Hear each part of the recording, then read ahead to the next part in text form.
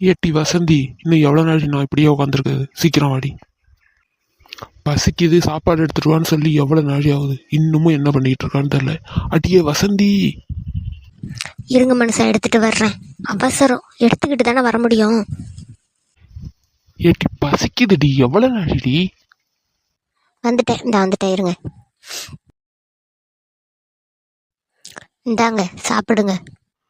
காலையில் ஒரு சோறாக்கி கறியாக்கி சாப்பாடு கொடுக்க மத்தியானம் ஆயிடுது. உன்னை கல்யாணம் பண்ணதுக்கு உன் தங்கச்சியாவது கல்யாணம் பண்ணியிருக்கலாம். உன் தங்கச்சியா இருந்தா அப்படியே சிட்டா பண்ணியிருப்பா, சிட்டா.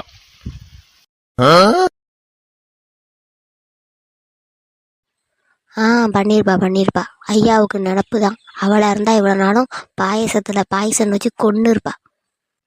ஏதோ நானா இருக்க போய் பாவம் புருஷனாச்சேன்னு சோறு போட்டுக்கிட்டு இருக்கேன்.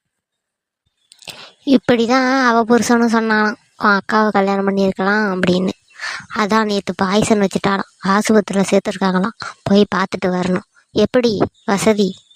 நானும் வைக்கட்டுமா? பாயாசத்துல பாயசன்னு.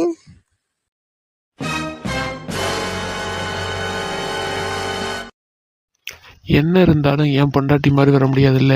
பொண்டாட்டினா பொண்டாட்டி தான். நான் சொன்னதெல்லாம் நெசமுன்னு நினச்சிக்கிட்டியோ? அப்படி இல்லடி, சும்மா சொன்னேன். உன்கிட்ட நான் தமாசு பண்ணாமல் வேற யாரு பண்ணுவா? உன் தங்கச்சி என் தங்கச்சி மாதிரி இல்லையா? உன் தங்கச்சி மட்டும் இல்லை, ஊரில் இருக்கிற எல்லா ஒன்றும் என் தங்கச்சி தான், உன்னை தவிர. அது சரி, உங்களுக்கு சமாளிக்க சொல்லியா தரணும்? நல்லா சமாளிப்பீங்க. சரி இருங்க, நான் போய் பார்த்துட்டு வர்றேன். இல்லை உங்களுக்கு வேணும்னா சொல்லுங்க, நான் உங்களுக்கு ரெண்டாங்க என் தங்கச்சியை கல்யாணம் பண்ணி வைக்கிறேன்.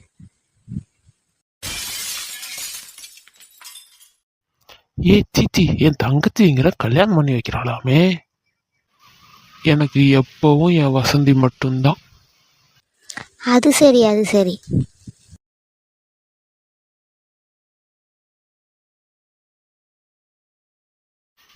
ஆத்தாடி ஆத்தா, விஷம் வச்சுட்டாலாமே. பச்சை குழந்தை மாதிரி இருப்பாங்க, அவ விஷம் வச்சுட்டாலாம். ஒரு குழந்தைக்குள்ள எவ்வளோ பெரிய வில்லத்தனம் இருந்திருக்கு பார்த்தீங்களா? பாவங்க சகலை. இப்படிப்பட்ட குடும்பத்திலேயே நான் போய் பொண்ணு எடுத்தேன். ஜஸ்ட் மிஸ்ஸு, ஒரு இஞ்சி. அவ தங்கத்தை மட்டும் கட்டியிருந்தேன், இன்னாடி நான் இருந்திருப்பேன் ஆஸ்பத்திரியில். என்னது இங்க எவளையும் காணும், இன்னமும் இல்லையா? நம்ம தான் முதல்ல வந்தோம்ல. போச்சு போ. என் மாமனோட மனசு மல்லிகைப்பூ போல பொன்னானது, இந்த வண்ணமையில் அதனால் எண்ணியது போலே பூச்சூடுது.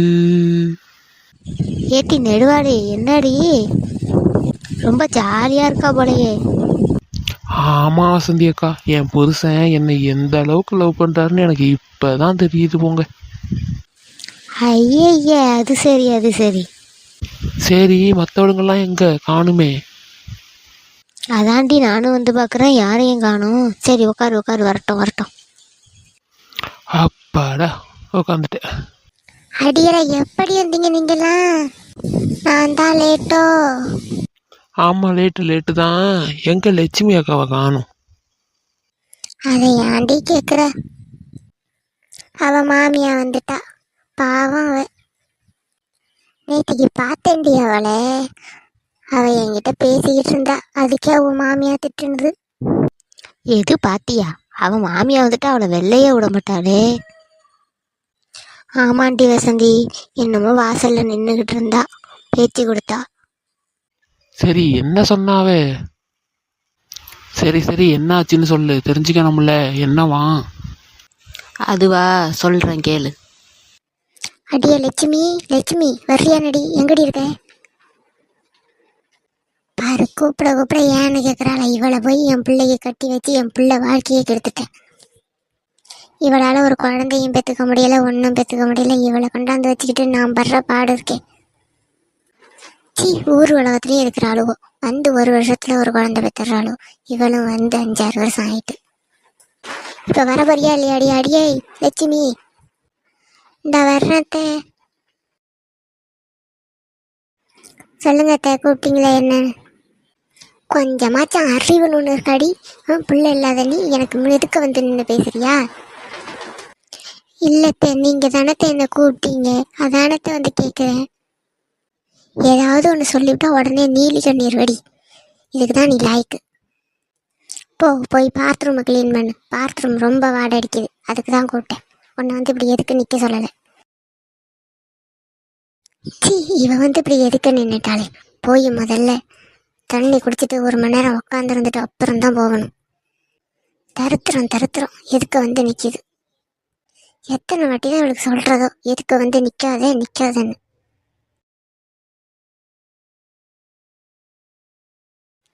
குழந்தை இல்லாததுக்கு நான் என்ன பண்ண முடியும்? என்னையே பேசுகிறாங்க. ஒன்று மட்டும் சொல்கிறாங்க, குழந்தை இல்லாமல் போனால் எந்த ஆம்பளையும் யாரும் எதுவும் சொல்கிறதில்ல. ஆனால் பொண்ணான நம்மளை கேவலப்படுத்துவாங்க, அசிங்கப்படுத்துவாங்க. ஒரு நல்ல விஷயத்துக்கு போக முடியாது, எதுக்க வரக்கூடாதுங்கிறாங்க. இதெல்லாம் எங்கெங்க நியாயம்? இதெல்லாம் உங்களுக்கே நியாயமாக தெரியுதா? இதெல்லாம் நம்ம வாங்கி வந்த வரோங்க, இப்படி தான் இருக்கும்.